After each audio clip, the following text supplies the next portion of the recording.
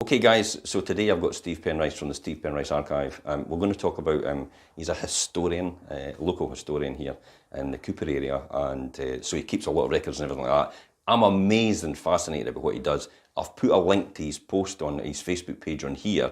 You can follow him, comment on the things that he's doing as well. It's truly amazing. So we're going to talk to Stephen just now, and so over to Stephen. So Stephen, tell me all about what you do. Well, I do a lot. I'm so fascinated with history in general, so I cover all areas.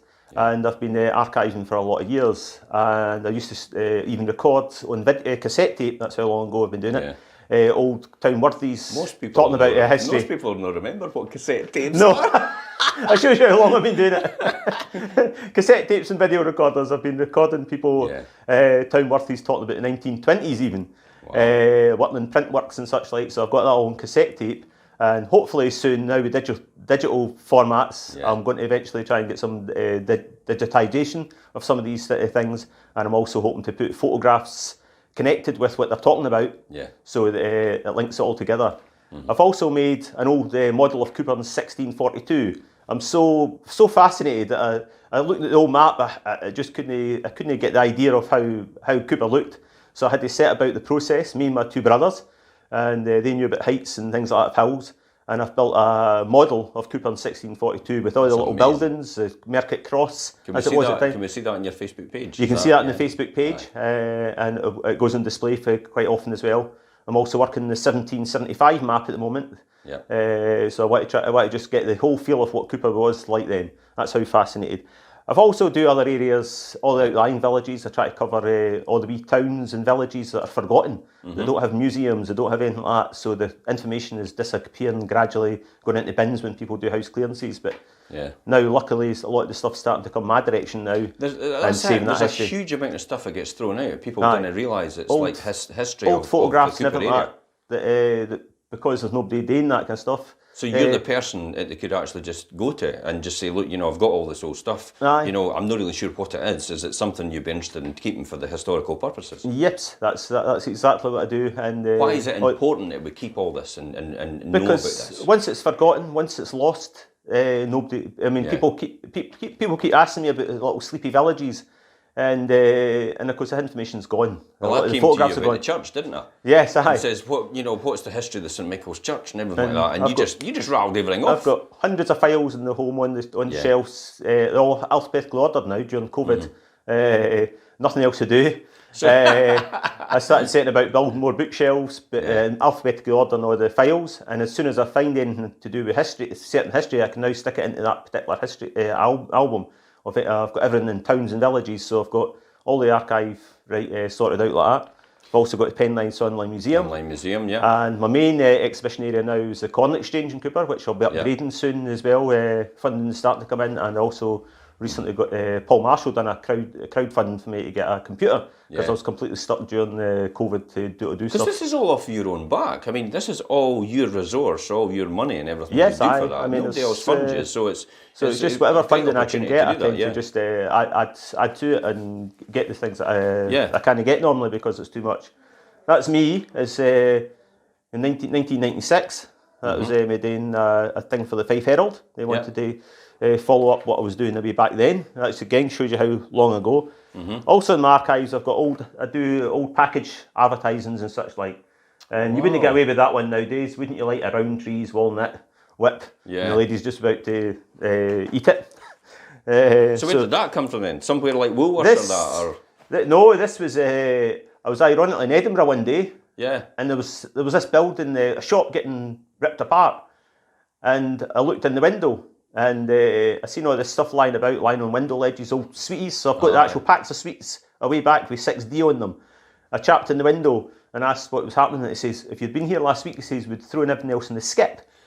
A lot of stuff that we'd found behind the walls and in wee cupboards behind the walls that people just covered over and left them in. I remember finding a box of Quality Street. And it used to sit as a window display, but it was actually, when I opened it up, it was actually chalk inside them. They were chalk quality streets.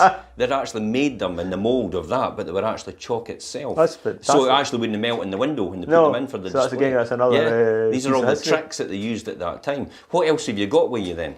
Right, so I've got that. I do shop history of all areas again. I'm fascinated by shops, products, old letterheads. And every day I'm always getting something else. These just came this morning. Old bill headings.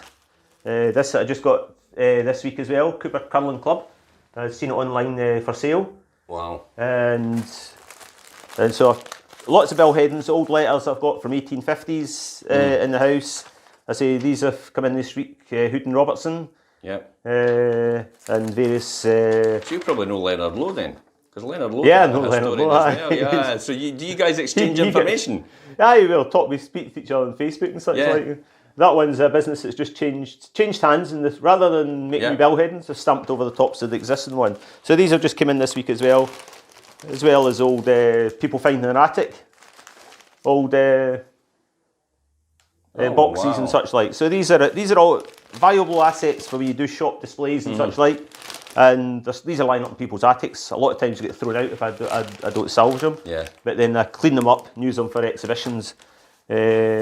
Horse and carts, old farm scenes as well is what I collect as well as other bits and pieces of history. Wow. I've got masses and masses of photographs, including Kirkcaldy High Street in 1840. It's a big thing, the photographs. A lot of people love to see the nostalgia of what it used to be like in the St Andrews in the early times. Wow. I've got lots and lots of engravings. I always find them all fascinating. Kirkcaldy again, the castle. This is 1840 as well. Falkland Palace in the 1600s. Wow. So, and I do all little towns. Turkey, for instance, doesn't get covered very often. So, and I've come across these old postcards and such like. Other towns, and there's as well in 1840. But you're actually right. I mean, the reality is if you didn't keep these things and there's nobody there to index them and itemise them, then they'll be lost forever. Aye. And probably looking back to the past is sometimes something we can learn for the future. Yeah. And if I can't keep them myself, I like to, if I bring the things in, I like to distribute them to other places, other museums, archive centres. So if there's stuff that's not relevant to me, I still like to get them in and get them back out to somebody that's another archive or museum. In fact, I had stuff to go to the National Library, but they're not functional at the moment. Yeah. But as soon as they're functional again, I've got some old maps that really need to be in there. So anybody watching this just now, basically, if they've got any stuff of history, even though they think it's something that's not relevant, they should maybe just contact you anyway and message you direct or get in touch with you, because you never know what it could be. Because we're lucky we've got so many different museums, like Ceres Museum and the Cooper Heritage Centre. We've got there was one in Glenrothes there.